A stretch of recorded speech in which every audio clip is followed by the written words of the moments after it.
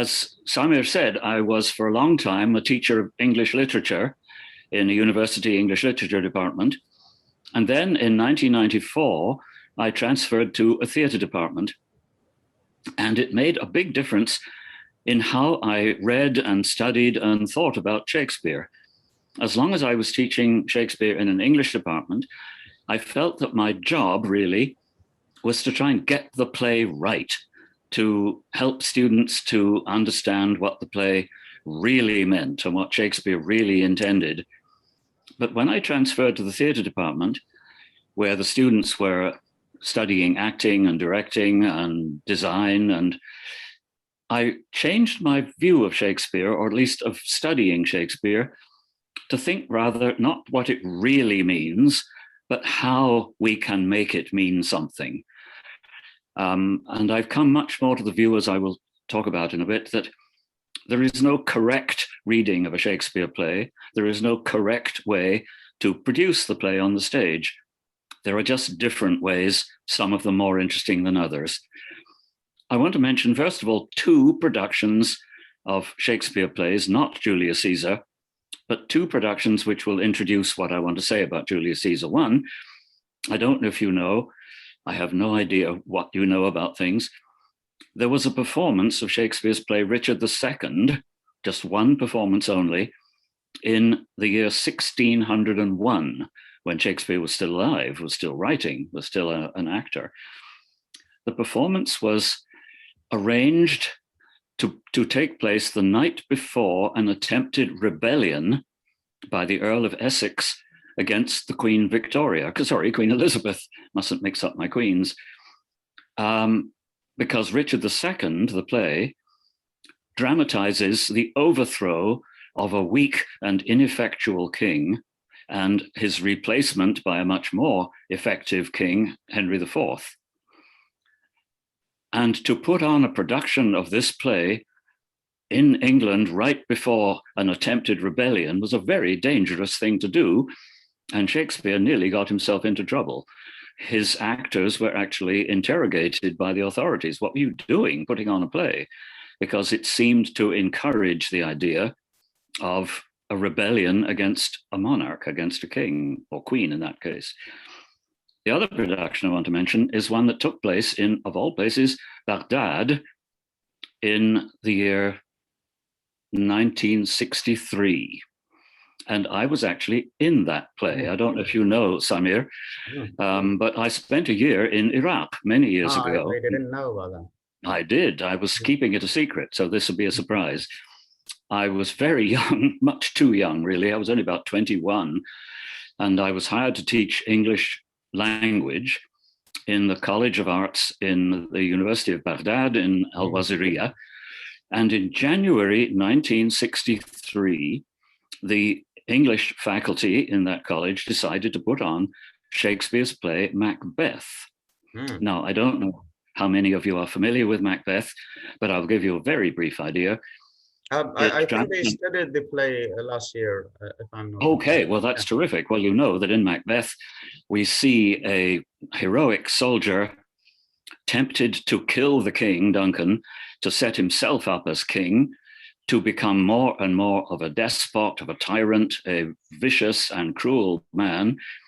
And eventually he is overthrown by the king's son, Malcolm, and killed.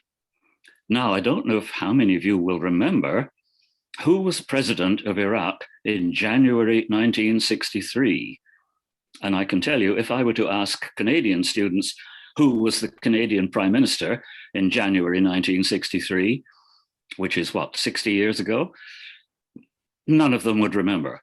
The president of Iraq in January 63 was Abdel Karim Qasim. Yes. Now, in 1958, Qasim had overthrown and killed the previous king, King Faisal, the last king of Iraq. And to put on a production of Macbeth in Baghdad in January 1963, showing a tyrant killing a king would have been very dangerous, I think. However, by April of 1963, Qasim had been overthrown by a coup led by the Ba'ath Party, And by April 1963, when the play was finally shown to an audience, it seemed instead like a celebration of the overthrow of Abdel Karim Qasim. So you can see what I mean. A play's meaning can change quite drastically depending when you put it on and where and who is watching. I'm going to talk a bit about what I call Shakespeare's power plays. That is to say, the plays that he wrote about historical figures, either English history or 4 plays actually about Roman history. And he's always interested in the struggle for power between historical figures, kings and queens and tyrants and assassins and so on. And the way in which Shakespeare's power plays have often been used to make new meanings for new societies or for different cultures about how power is exercised in a country. And I also want to remind us all that plays originally, Shakespeare's plays, were not written to be read, certainly not to be studied. I don't think Shakespeare would be happy to think that we all have to study Shakespeare's plays, which often leads to students disliking them. I don't know how you feel about that, but I know some students of mine at York University told me that they had to study Shakespeare in high school and learned to dislike him. The plays were written to be performed, to bring their characters to life on a stage.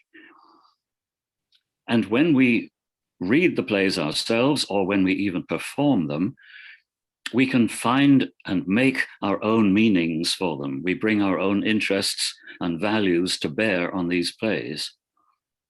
The play may have meant something very definite when Shakespeare wrote it, meant something for him, but we're all free to make it mean something else for ourselves. And so when I was teaching drama in the theatre department, I used to try and distinguish between what the play may have meant to the original audience 400 years ago and what we can make it mean for ourselves now. Now, of course, long before Shakespeare wrote his play, people knew all about Julius Caesar and had been writing about him and had been looking at his assassination in 44 BC in different ways. I don't know if you know the name Dante, an Italian poet who wrote a very famous, very long poem called the Divina Commedia, in which he is taken on a kind of guided tour of hell and purgatory and heaven. It doesn't matter whether you know it or not. He finished the poem in the year 1320, so nearly 300 years before Shakespeare wrote Julius Caesar. And in his poem, Dante visits Brutus and Cassius in the lowest, darkest, and most awful part of hell.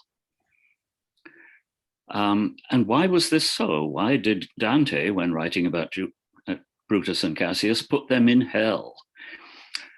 And the reason apparently is that for Dante, the setting up of the Roman Empire was a necessary condition for the emergence of Christianity.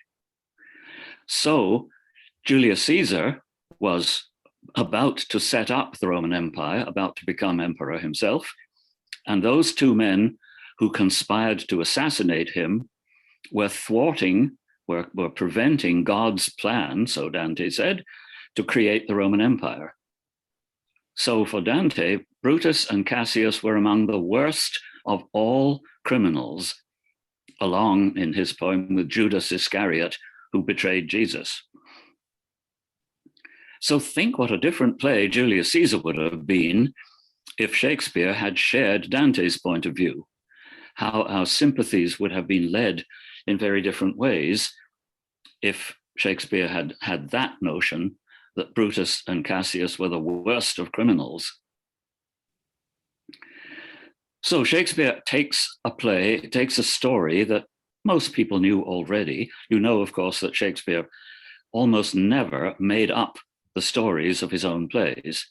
Only 2 out of the 36 or 37 plays that he wrote have original stories. Mostly he took stories from history or from other literature or from earlier plays. He rewrote earlier plays.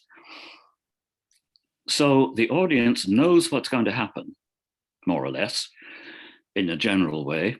The interest for the audience is, how is it going to be shown this time? How has Shakespeare chosen to dramatize these characters and these events? And usually in a Shakespeare play, it's not simple. In some plays it is. I don't know if you know the play Richard III, another English king, but Richard III is presented as a villainous, dastardly monster. He murders a lot of people in the course of the play and is killed at the end.